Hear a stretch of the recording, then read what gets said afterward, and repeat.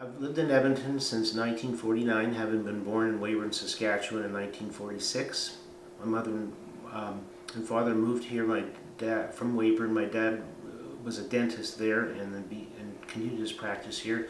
My mother was a social worker there, and then when they moved here, she, and a few years after she moved to Edmonton, founded the Jewish Family Services. I think that's a fantastic question to ask me. I highly valued two places in Edmonton. One, of course, is the Talmud Torah School. I went to Talmud Torah from grade 1 to grade 6 on an all-day basis. Then when I started junior high school at Westminster Junior High, I attended night school at Talmud Torah from 4:30 to 6 o'clock. And I completed 3 years and graduated out of the grade 9 with that level of education. And the second most important institution that I connect with in Edmonton, of course, is the Beth Shalom Synagogue, of which our family was a member when we moved to Edmonton in 1949, and we remained there until 1999, and then I moved to the Beth Israel Synagogue since 1999. So I value those two institutions as being the primary institutions that I feel make Edmonton a strong Jewish community. I first attended Talmud Torah at the Driscoll building, which is located on 103rd Street, south of Jasper Avenue. It was at a very interesting place. I remember it was like a rectangular shaped building, and we did have the 6 classes of grade 1 to 6 at that location. And I remember being transported there from our home on 133rd Street by taxi. So there'd be 3 or 4 students in the taxi taking a ride to the school. And then after the Talmud Torah was built, which I'm estimating was around 1954, which would have put me in grade 2 or 3, the school had moved to 133rd Street and 106th Avenue, and of course that was like within a block of where my mom and dad bought their first house in Edmonton. So I never took buses or cabs to that Talmud Torah. I just walked to the Talmud Torah every day and came home every day for lunch, which was a lot different than the other students. But I do remember having lunch at Talmud Torah, and I remember Mike and Lisa were the 2 people who were the janitors and ran the kitchen.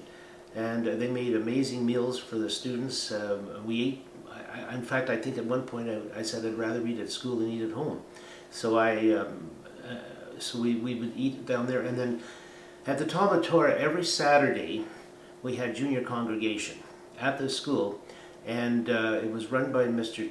Jack Chetner and Mr. Yedlin. The 2 of them let us run the services, and I attended the program for years and years and years. It was very interesting. We had a lot of students come out. Many of them who lived close to the school would walk to the Talmud Torah, and we would have, I think we had ice cream and cookies after we completed the junior congregation Shabbat service. Well, I will say primarily it was geography, because our home here in 187th Street is within maybe a 5 to 8 minute drive by car to the shul. I still respect the Beth Shalom. I mean, it was a place where I grew up in. Just one little thing I do remember very strongly about Beth Shalom is the fact that we had a rabbi called Rabbi Sachs. And when he came into the community, I mean, he had a very powerful, booming voice, and we would fill the shul on Friday night. And on Friday night, the first 4 or 5 rows on the left side of the synagogue were occupied by the synagogue choir. And this was a big draw for the community. People showed up in droves to the Beth Shalom for that program. Beth Israel at the time was about 1 block north of the Beth Shalom synagogue. And I remember that on Rosh Hashanah and Yom Kippur, because our class was divided into those that were families who were members of Beth Shalom and those who were families of Beth Israel, we would sort of like switch shuls, and during the middle of a service we'd go over and see our friends at Beth Israel, or some of the Beth Israel folk would come, students would come to our shul to see us, and it was a very community kind of a interaction between the 2 synagogues and the youngsters, as we would call ourselves, in participating in those 2 shuls. The places. It depends on how old one is when you talk about the places. One place that I think is a very important place in the Jewish community, of course, is the Jewish cemetery. My parents are buried there. I have an Aunt Sophie Lesk buried there. Her husband Ben Lesk is buried there. My grandfather Abraham Abramovich is buried there. My uncle Irving Abrams is buried there.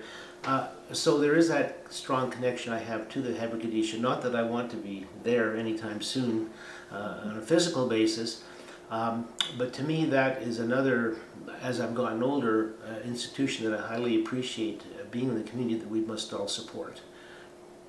Now we ask about another place.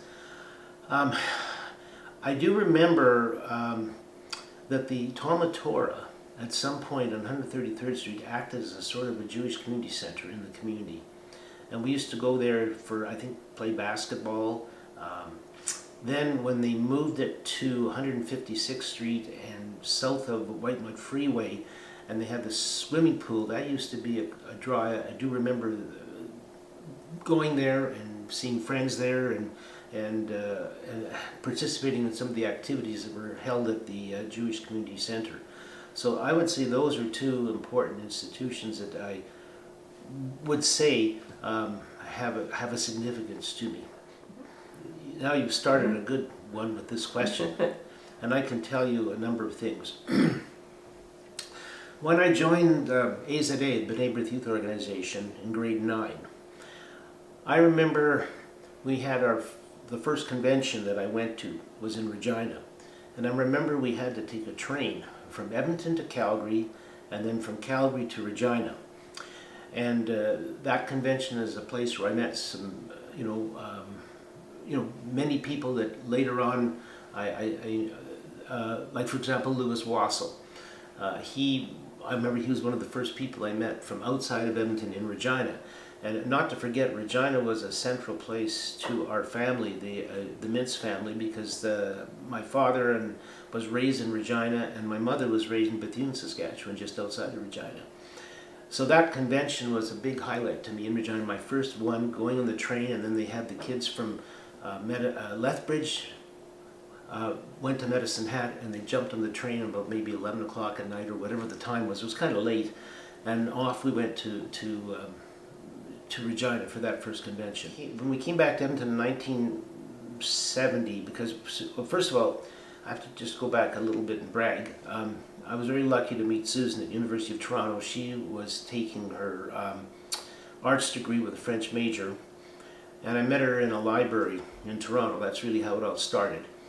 Ultimately, so when I finished, I articled to the law firm of Friedman, Lieberman, Newson, and that was the original Jewish law firm in Edmonton that was started around 1917.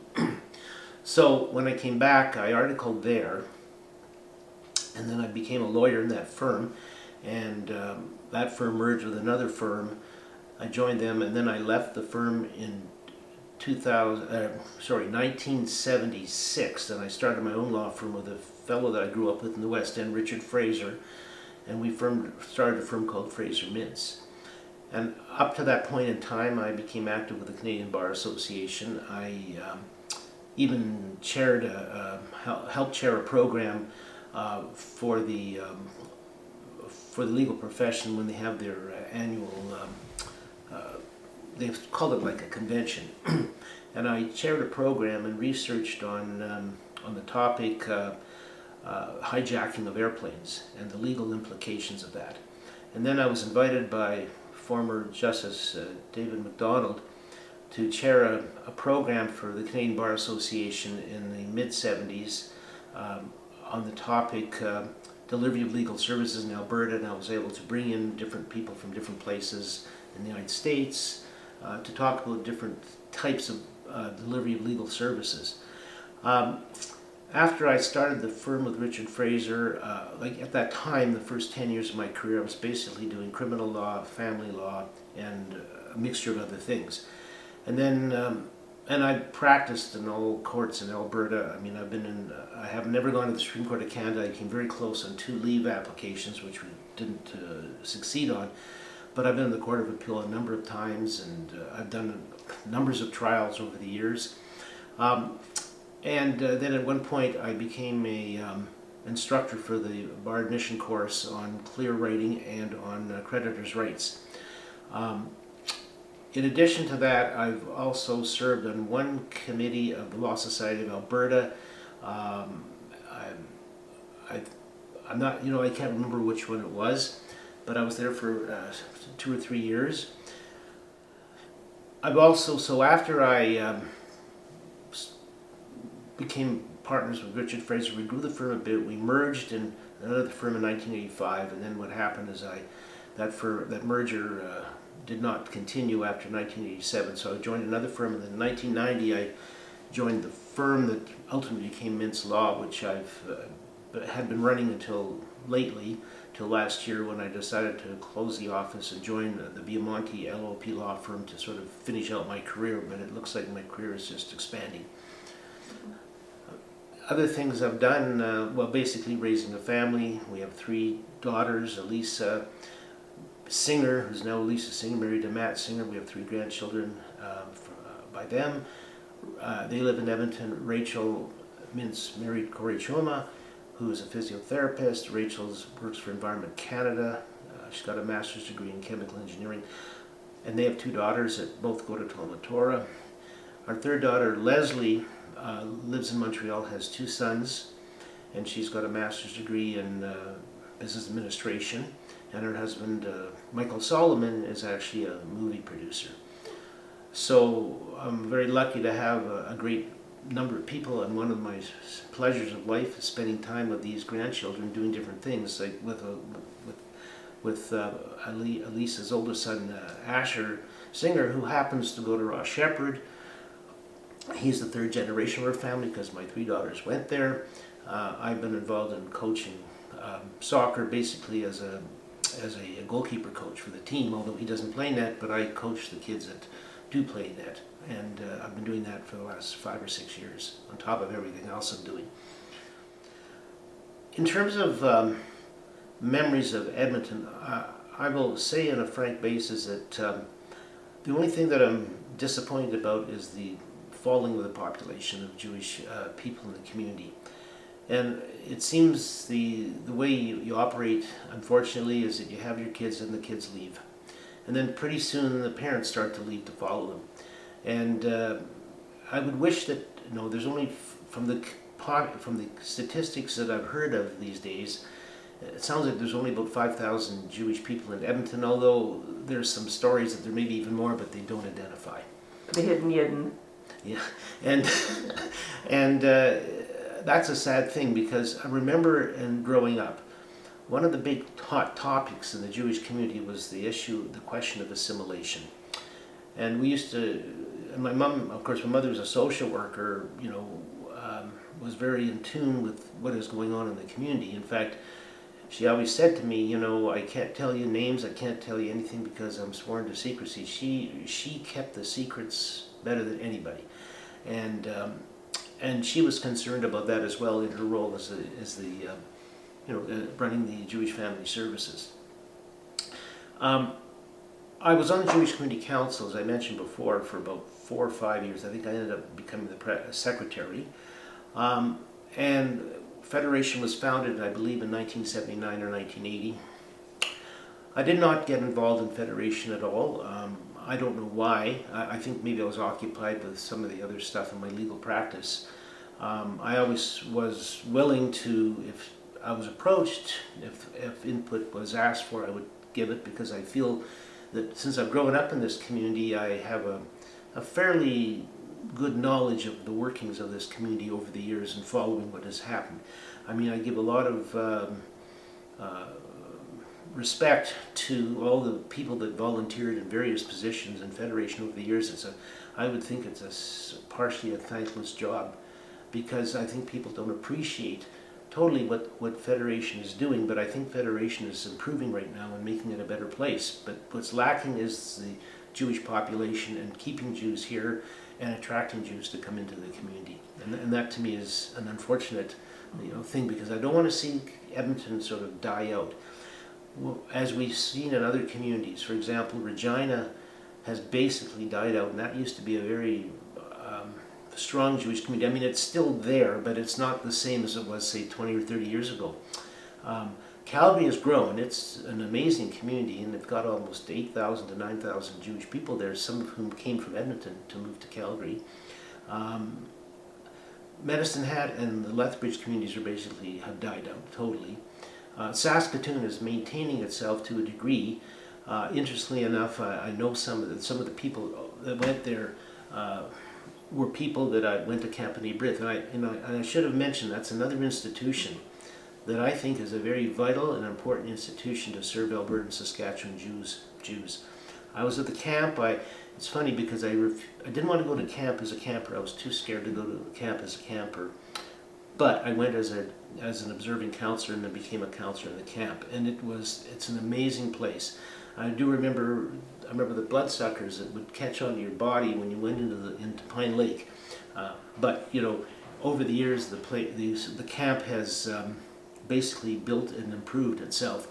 And I think it's important for these communities to support that camp for the kids and get the kids to mingle together from different communities so they can grow together and become friends and maintain friendships for life. See, my mom and dad were very active in the community.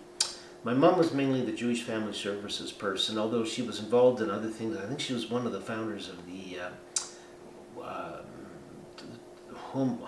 The Talmud Torah had like a women's group or that doesn't operate anymore, but she was one of the founders of that.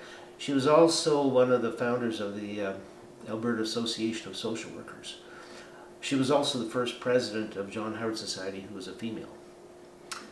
And she had an impact in the community in a quiet way. She wasn't like a rich person. She wasn't a big contributor, a donor of money, but she was a donor of services in many, many respects. And my father was very active in B'nai B'rith, and he was president of the chapter in B'nai B'rith.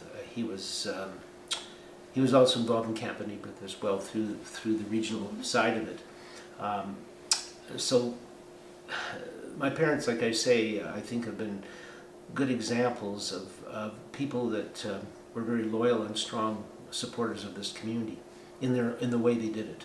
Some more memories, Talmud Torah. I remember we had like a hierarchy system going to the Talmud Torah on 133rd Street.